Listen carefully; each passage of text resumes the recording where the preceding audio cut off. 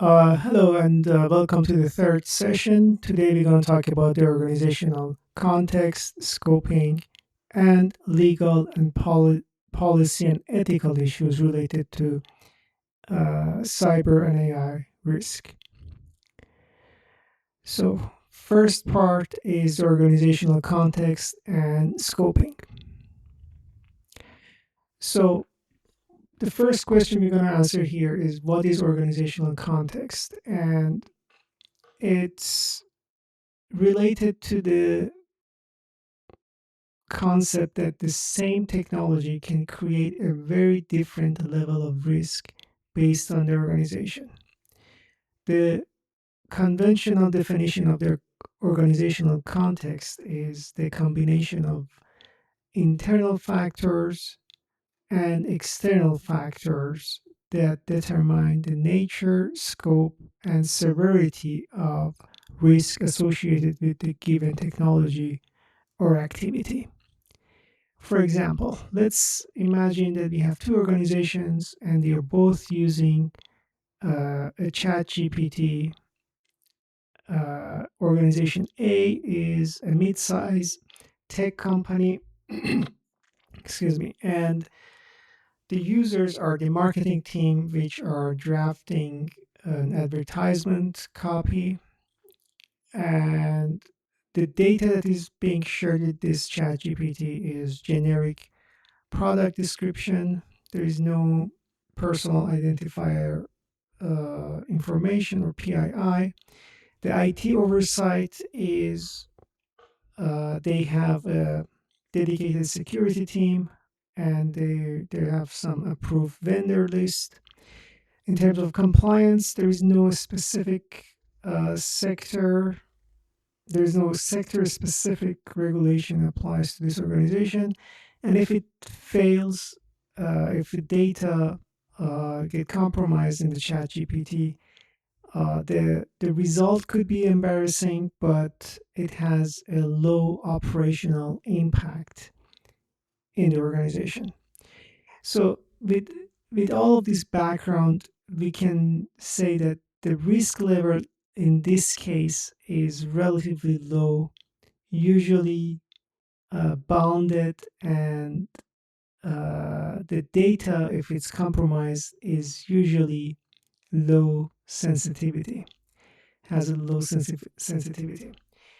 Now, let's imagine another organization, we call it Organization B, which is a nonprofit community clinic. The users are case managers, which are entering clients' notes. The data that is being shared in the ChatGPT is health condition, immigration status, or the history of the health of the patient. In terms of the oversight, there is not a dedicated, they don't have a dedicated IT team. There is no formal AI policy in place. In terms of the compliance, they do have to adhere with the HIPAA requirements, and there is also a founder data agreement.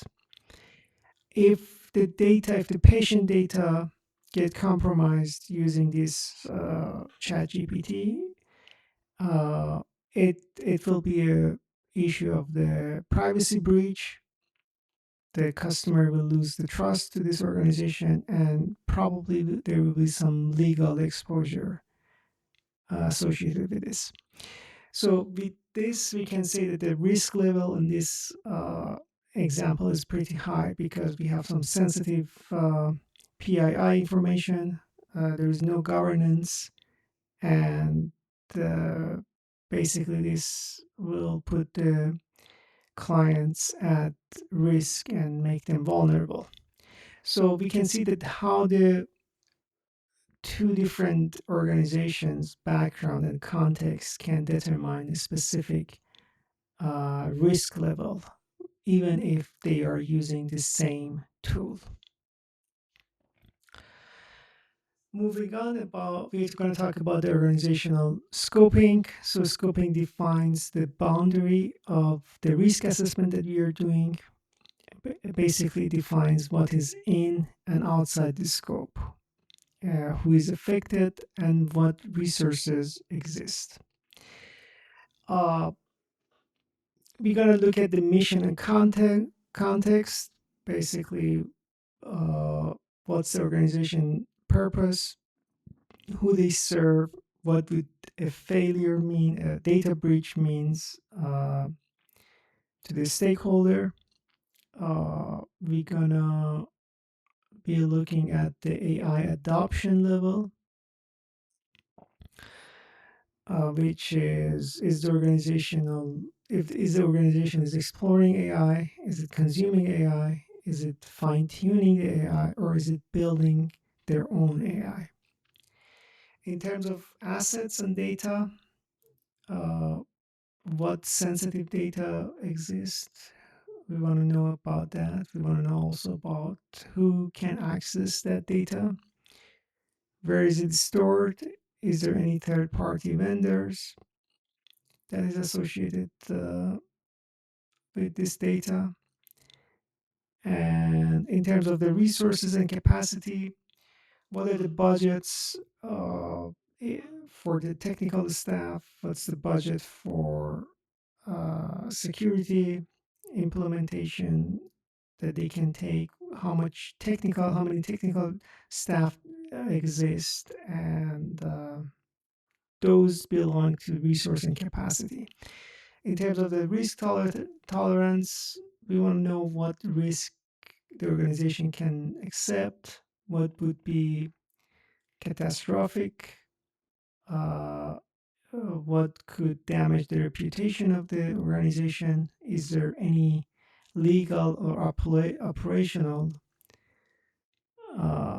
challenges that we have to be aware of?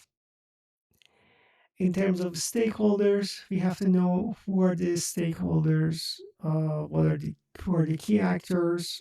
Uh, they could be clients, staff, founders, or regulators, which each of them would have a different risk expectation.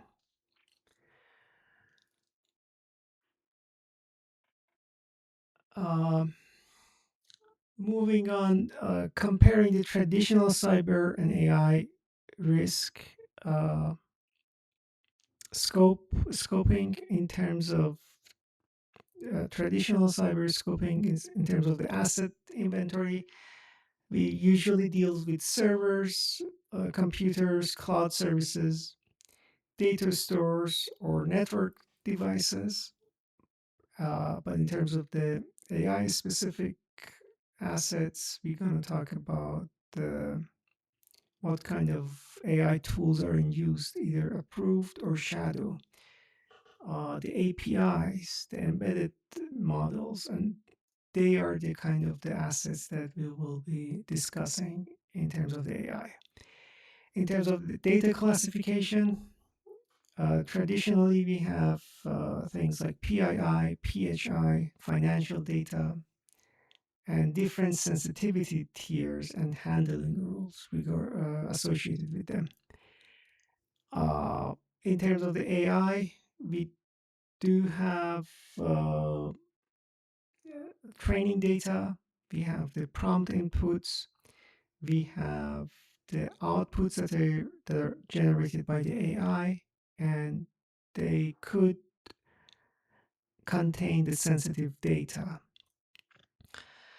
In terms of the third party dependencies, in traditional cybersecurity, we're gonna we know about the if there's any software as a service vendor, for example, if there is any supply chain risk or partner integration. And some of the examples of third party dependencies in AI specific scopings are the AI vendor contracts, model provenance. If we are dealing with open source model risk, that's something that we have to be aware. So these are some examples of the third party dependencies in AI. In terms of the access and privilege for traditional cybersecurity, we have the IAM, the idea of least privilege. or who can access which systems. In terms of the AI specific scoping, uh, some of the examples would be the prompt permission, who can access the output of the AI, and the role-based AI access. In terms of the compliance, traditionally we're talking about HIPAA, FERPA, ISO, some of the state or federal breach notification laws. In terms of the AI, the most comprehensive probably compliance that we have is the European Union AI Act, that has different tiers for the risks that are associated with the AI. We also have the NIST AI RMF, and there are some sector AI regulations that, depending on the sector or the company, they could apply to the organization. Moving on, so we talked about the AI maturity. What does it mean exactly? It means that there there are several levels to that. The base level is basically the level one, or the organization being unaware of it. So there is no deliberate AI use. There might be some reliance on the AI embedded tools without knowing, for example, spam filters or autocompletes.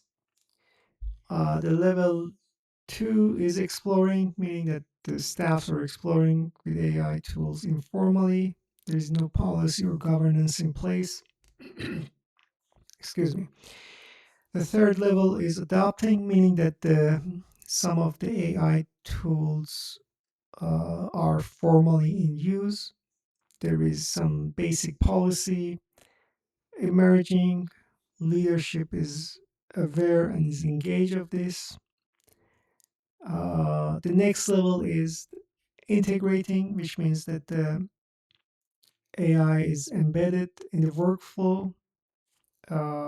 Risk awareness and oversight mechanisms are established as well.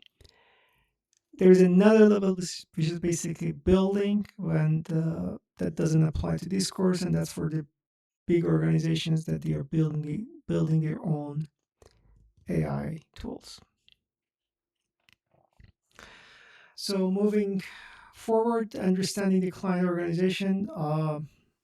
So that comes back to organizational context and scoping. So in terms of the AI, we want to know about the landscape mapping, things like what are the tools, what are the AI tools that are in use? Are they any shadow AI? We want to know who is making the AI related decisions. We want to know things like what workflows depend on the AI output. In terms of the data sensitivity and assessment, we want to know what type of data does the organization hold, who has access, and does this data include PII, health, or legal information? We want to also know if the AI prompts are being logged or retained by vendors. That's an important question. In terms of the mission criticality lens, we have to be aware that not all of the AI risk matters equally for every organization. Again, we had that example at the beginning of the session. So we have to prioritize based on the organization's core mission. We have to be aware that resource constraint shape what's good enough strategy looks like. And moving to the traditional cybersecurity, in terms of the assets and system inventory, we want to know what systems, endpoint, and softwares are in the organization, who has the admin or privileged access, uh, which systems are internet facing or cloud hosted, and another example question is that there are third party vendors assessing our networks. In terms of data classification, we want to know what kind of sensitive data does the organizations process. Where is the data is stored? That's the important question. Is it in cloud, on-prem, or it's a hybrid model? Uh, are we dealing with any regulated data? Uh, for example, HIPAA, FERPA, or PCI Act, does they apply to our organization?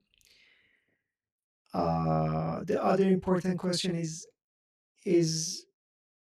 data retention and disposal policy in place, meaning that if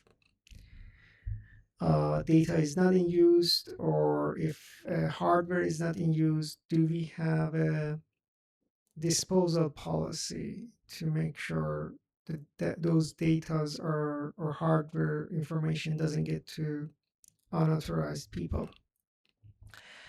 In terms of business impact analysis, we want to know which systems or processes are mission critical. Another example would be what are the acceptable downtime or recovery time objective.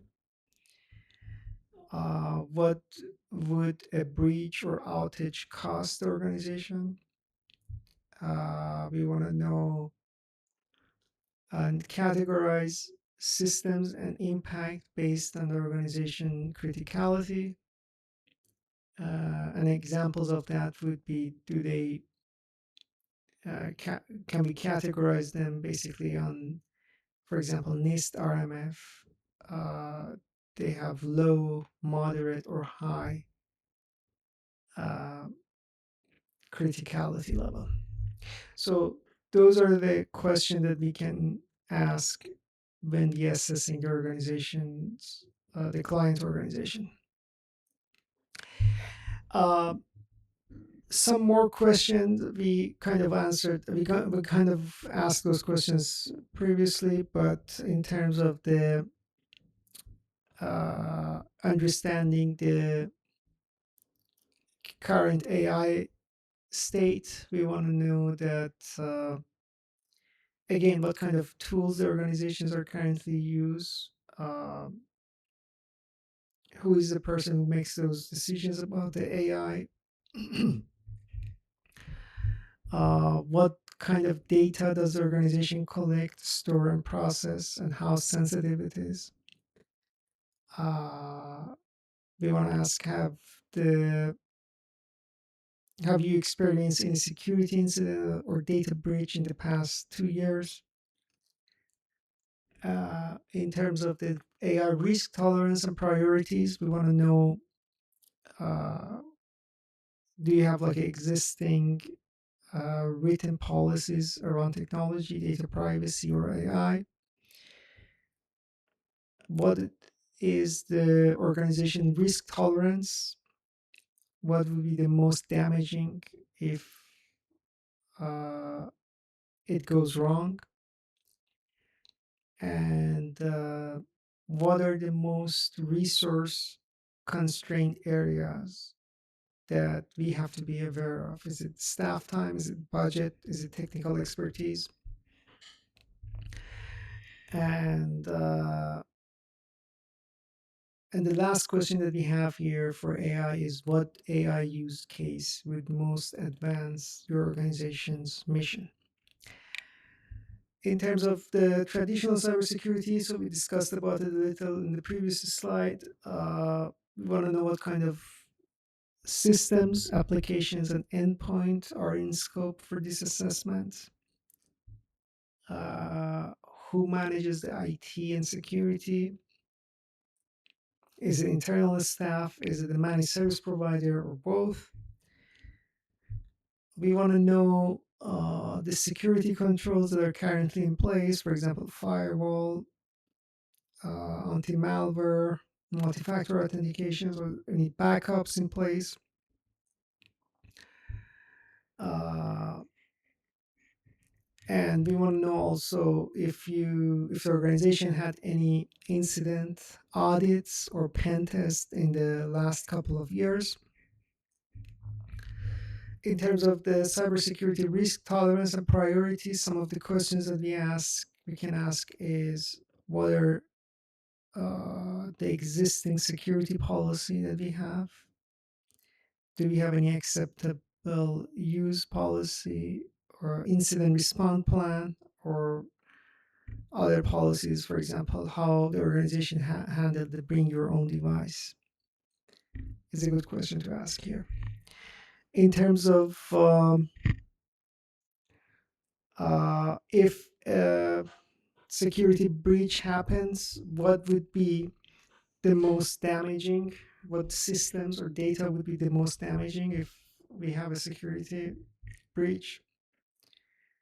Uh, Again, what are the compliance obligations? Do we have, for example, HIPAA or any state laws that applies to the organization?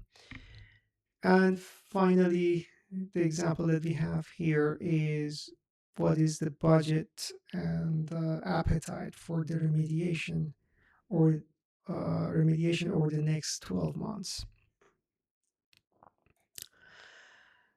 Um, in terms of scoping the engagement, so we want to know what is and what is out of the uh, engagements that we're going to have with the organization. We want to know in terms of the AI, again, what kind of tools we have. That's usually like the tools that the organization is already using are in scope. Uh, the data assets touched by the AI workflow are also in the scope. Uh, the third party AI vendors and integrators are also in the scopes. And if there is any governance policies and staff AI practice, that's also in the scope. Uh, what is not in the scope in this example for AI is full pen testing or red teaming exercise. The AI model development or retraining is probably not going to be in the scope. The infrastructure outside the organizations, direct control is not part of the scope. And the legal representations or compliance certification, that's not in the scope. We want to have like a phase approach in this case. Usually, the phase one would be some quick wins. For example, having an AI acceptable use policy. Phase two, establishing the governance, having some AI risk assessment, uh, engaging the board or C-level to this cause. And phase three would be technical controls, monitoring, and incident response. And we want to align each phase to organizations' available resource, of course. In terms of the traditional cybersecurity, usually what's in scope is the endpoint, servers, and the network devices. If there's any cloud services or software as a service platform that are in use, those are usually in the scope. Uh, User access controls and identity systems are also in the scope. What are not in the scopes is the physical security of the facility. That's not in the scope. The source code review for software or the vendor software is not in the scope. Uh, and the hardwares that are not owned or managed by the organizations also are not in the scope. Also, if there's any compliance certifications, those are out of the scopes as well. Again, in terms of the roadmap, we gonna have like a phase roadmap. The phase one is gonna be some basic cybersecurity hygiene, for example, the MFA, patching, backup, anti-malware. Phase two is gonna be having some visibility to the network, for example, establishing some logging, having a SIM or security information and event management uh, solution in place. We want to look at the vulnerability scanning. And in phase three, we're going to look at the resilience, an IR playbook, some tabletop exercise, and disaster recovery. And we can use the prioritizing using the CIS control version 8 for implementation group. So they have 3 implementation group depending on the size and the regulation of that applies to the organization. We can choose that implementation group. And the IR playbook is the incident response playbook, which is uh, uh, a guide, a step-by-step guide that outlines exactly what organization's security team uh, should do to detect, contain, and recover from specific cybersecurity threat. Now, moving to legal, policy, and ethical issue. Uh, the AI regulatory landscape, we're going to talk about that. So, in the state level, uh, more than 20 states they regulated AI generated content in election that directly relates to the deepfake. There are some states that have the algorithmic accountability: Illinois, Colorado, Texas. They do have the bias audits for automated employment decisions, for example. California has CCPA, California Consumer Privacy Act, and CPRA, California Privacy Right Act, that uh, deals with the AI. And of course, privacy of the customer and the AI transparency. Uh, and Yeah, so based on the organization's locations, we have to be aware of the state related regulations in terms of the AI. In terms of the federal, it is safe to say that the US unfortunately does not have a comprehensive federal AI statute. And what exists right now is a combination of the sector specific laws, agency authorities, and some executive orders. There So FTC, Federal Trade Commission, has an unfair or deceptive AI uh, practice. It has some regulations against unfair and deceptive AI practices, and it enforces actions against the bias algorithm. Uh, so we have the sector law, for example, HIPAA, FERPA, or COPPA, applying to the different sectors.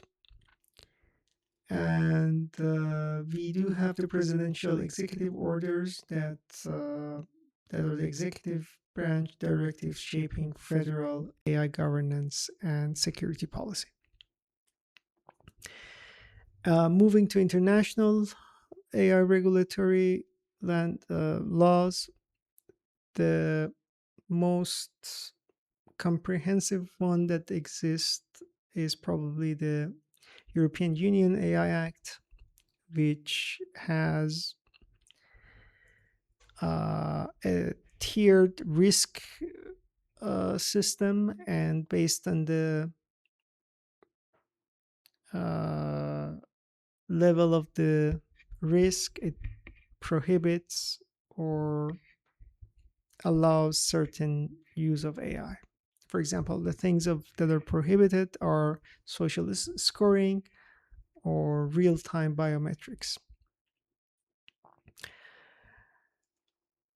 uh, US organization that works with the EU users or European Union based staff may face those regulations as well. And the US State Department has AI and human right risk profile, which applies to all AI impacting civil societies uh, globally.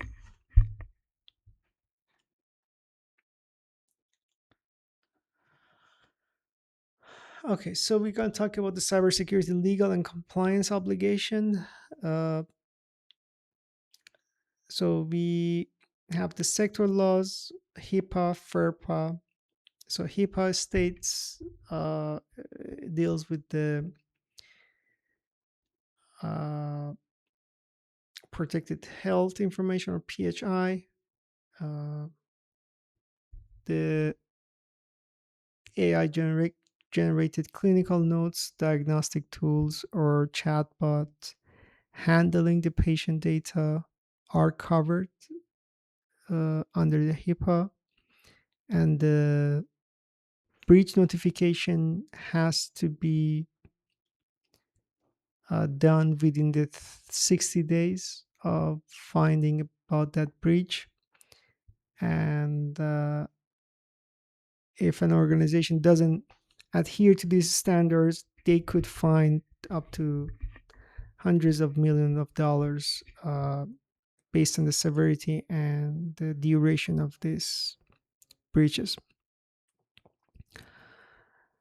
Uh, in terms of FERPA, so FERPA protects the students' education records at the federally funded institutions.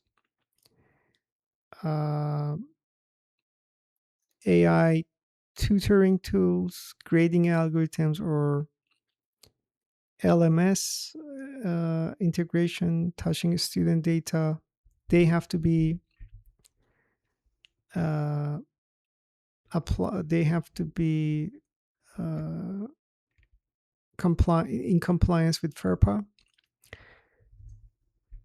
Parent parent or student consent is required before disclosing records to any third party AI vendors. Of course, there are some exceptions. If there's like a national security, those things does not apply. But generally, we need a parent or student consent in this case.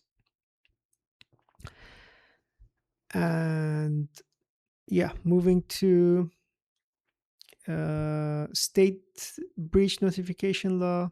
All 50 states have breach notification law timelines between 30 to 90 days of data breach, they have to inform the customer or the users about that. Uh, the AI data exposures, for example, training data leak, prompt injection, uh, there are some regulations about that. So, for example, California has uh, AB 2013, which means that implies that the organization must disclose training data used in the AI system. And again, each state have a different regulations about the AI use that we have to be aware. Some of the frameworks that we have to be aware, NIST SP 800-53, which is a cybersecurity control catalog used by the federal agencies and contractors. There is a COSA-IS, which is the control overlays for security AI systems. That's a NIST uh, project overlaying 800-53 controls into AI system. Some companies like Microsoft Responsible AI Standard version 2 has a standard that covers the fairness, reliability, privacy, and security uh, of the AI systems. Um, and we have the OWASP top 10 for large language models. The most important one is the prompt injection and insecure output handling. And we have also the sensitive information disclosure, which could affect the HIPAA or FERPA as well. All right, so AI policy development for client organization. Some of the templates that we can adopt or we can use.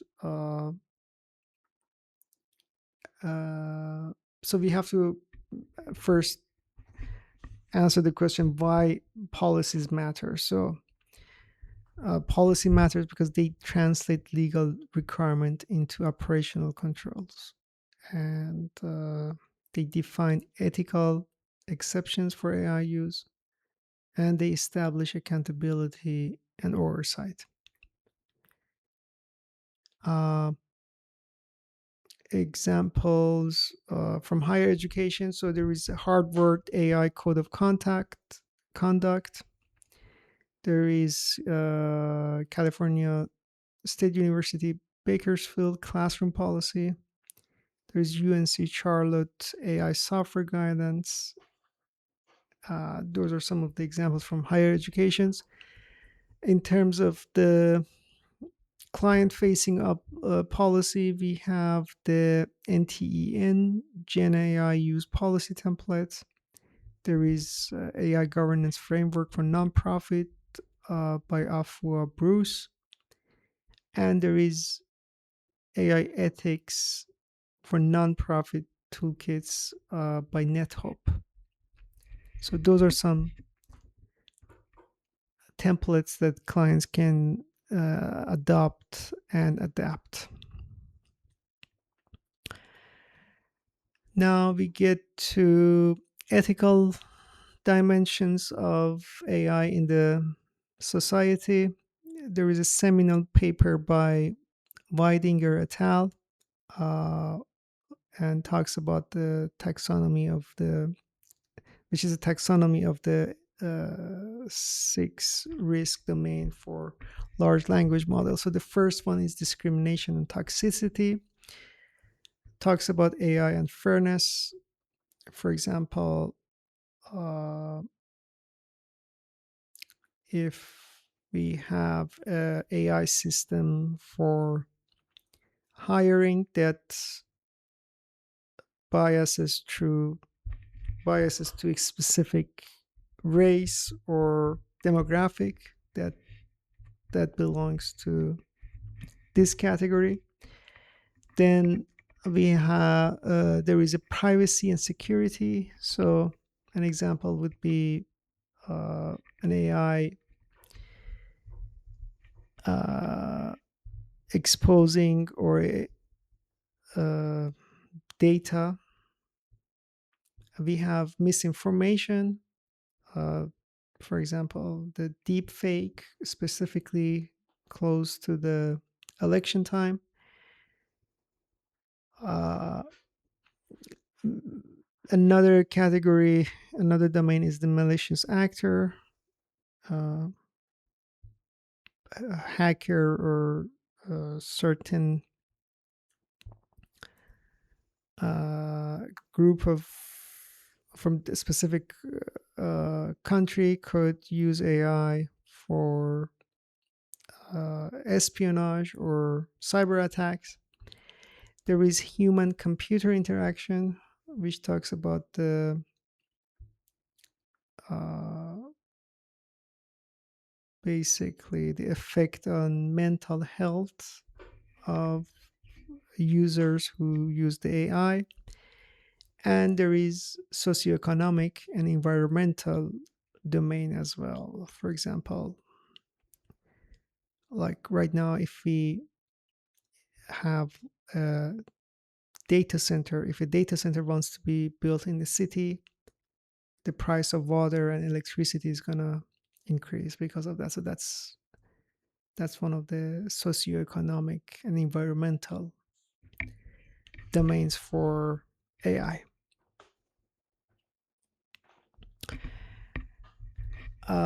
Finally, we're going to talk about the algorithmic bias and fairness. So, what is algorithmic bias? Is systematic errors in AI output that unfairly disadvantage certain group. Uh, the source could be the bias training data. It could be proxy variables. It could be feedback loop. It could be underrepresentations. And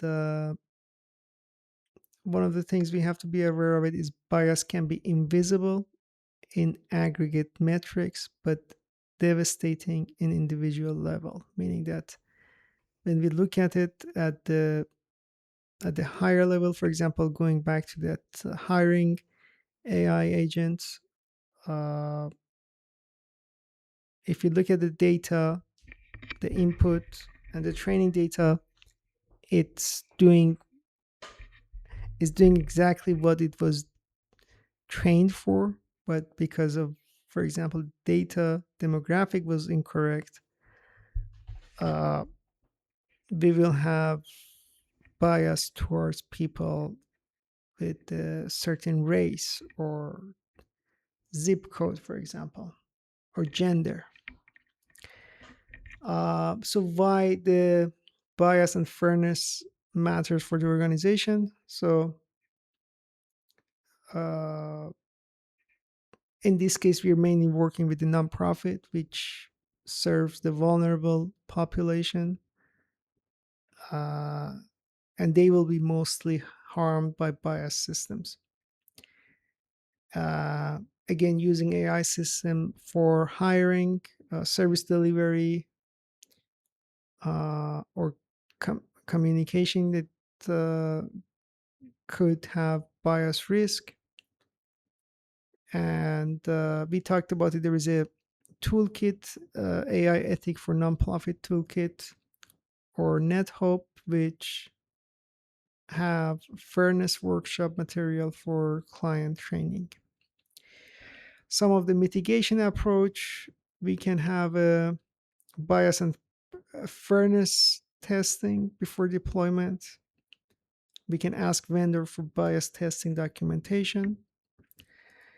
We can have a human review for high impact decisions. We know always that AI cannot be 100% accurate all the time. So we We want to have a person uh, making the final decisions for important uh, or high impact decisions. And the other tool is the Equitable AI Project Planning Workshop, or NTEN, which is one of the tools that we can use during the adopting the AI tool. So now we're gonna break out to a couple of groups. Each group will have a scenario. We have three tasks. The first task, it would be a mini AI intake. Have a couple of questions that we would like to ask the organization. We want to estimate their AI maturity level and identify the most sensitive data asset that they have. The task two would be the legal and ethical flag. We want to identify two ethical obligation that applies, state, federal, or sector specific. We're going to flag two ethical risk from the Wildinger et al. Taxonomy paper. And we want to identify which population could be at risk and harm the most.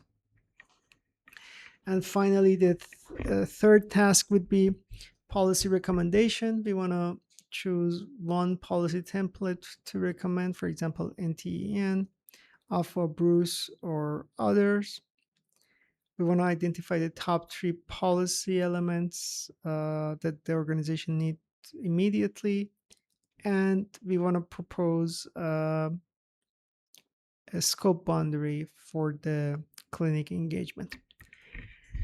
I hope this has been informative for you, and I will talk to you in the next session. Thank you.